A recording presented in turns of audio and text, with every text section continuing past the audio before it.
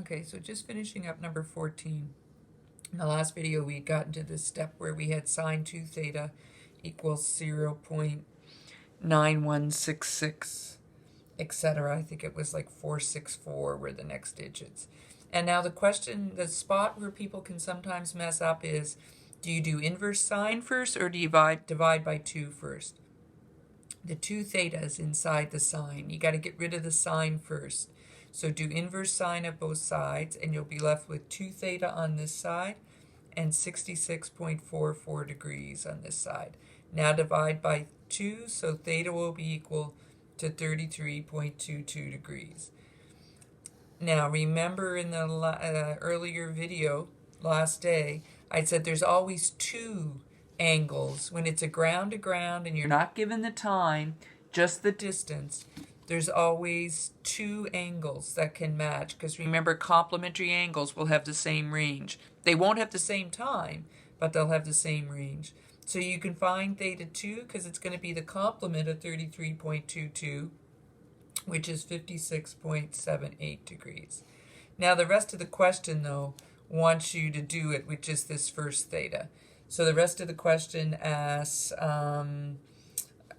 maybe how, I think one part is how long is it in the air? So you would fill your 33.22 into this equation.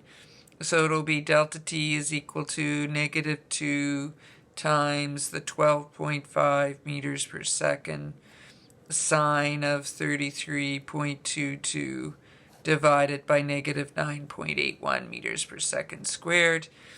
And when you do that, you get a delta t of 1.396 seconds. And then the last part that it asked for was what was the maximum height it reached, and I don't have room on that part of the page. So you would go to maximum height by doing delta dy max is equal to VIY delta TU. Remember, for the maximum height, you have to use the time that it's taken to go up.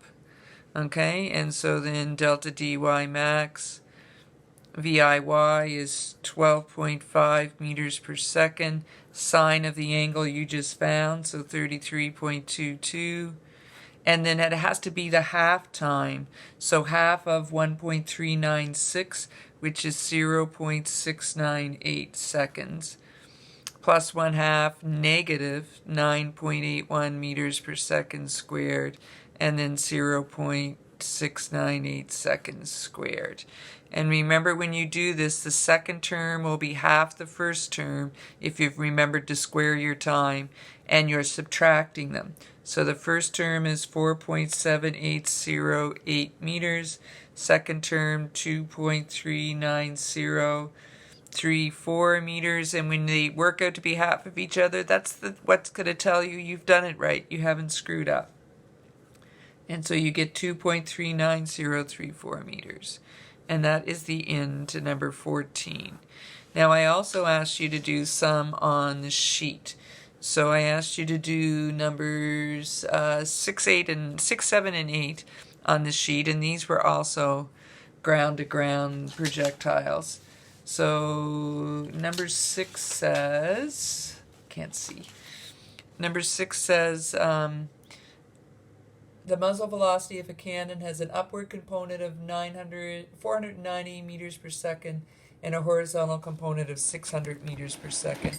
So I'm trying to make your life easier here, and instead of giving you VI and theta, I've actually given you VIX and VIY, because it says it has an upward component of 490 meters per second and a horizontal component of 600 meters per second. So now instead of having to do VI cos theta and VI sine theta, I've already given it to you. And it wants to know how far away will it shoot the cannonball and how far forward.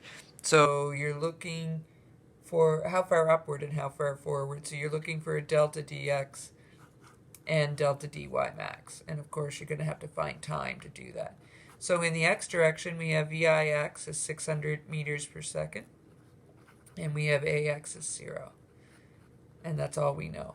In the y direction, we have VIY is 490 meters per second, and that's up. And of course, AY is 9.81 meters per second squared, and that's down. And so just like in all the other ones, we can start by looking at up and finding delta TU.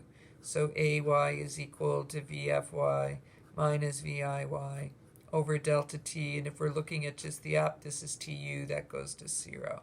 So TU will equal negative VI sine theta over AY. And we have the VI sine theta, so 490 meters per second, and it's a negative over negative 9.81 meters per second squared.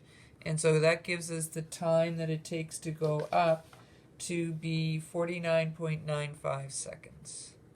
49.95 seconds, which means delta T will be 99.90 seconds. Okay?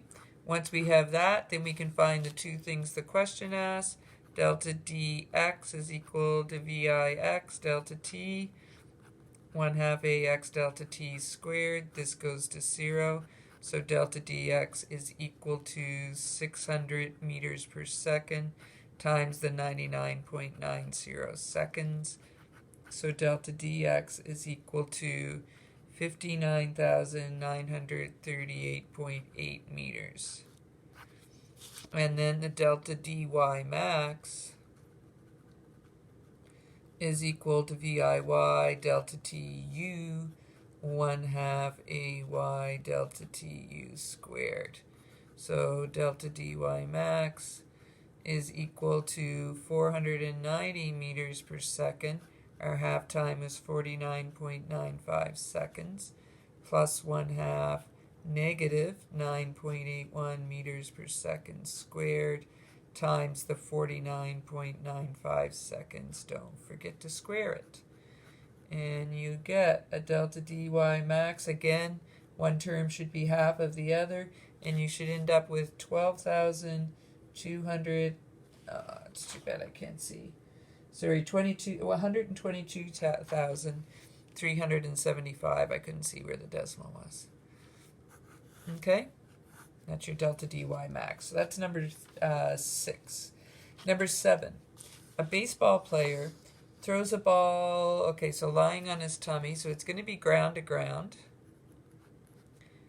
All right, going up, coming down. Angle of 30 degrees. The ground, the speed of 50 meters per second. And the question wants to know how far from the player does the ball land. So it's going to look just like the first two steps up here, right? In the x direction, VIx will be VI cos theta. AX will be 0. And we're looking for delta dx. In the y direction, VIY, VI sine theta going up. AY 9.81 meters per second squared going down. And we're looking for, we're looking for how far away did it land. So first step again, look at up and do AY is equal to VFY minus VIY over delta TU. This goes to 0. TU equals negative VI sine theta over AY. Trying to keep it out of the sun here. So it's equal to negative 50 meters per second sine of 30. So that's negative 25 divided by 9.81 meters per second squared. And you will get a TU of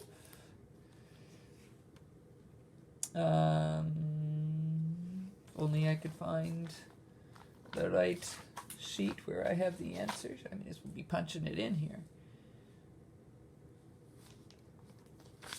Help, help, help. Oh, here it is. 2.55 seconds. Now I'm going to run out of time. All right, so then go to delta dx, sorry about the lighting, VIx, delta t, all the rest goes to 0. Fill in your numbers, and you should get a delta dx of 220.7 because you have to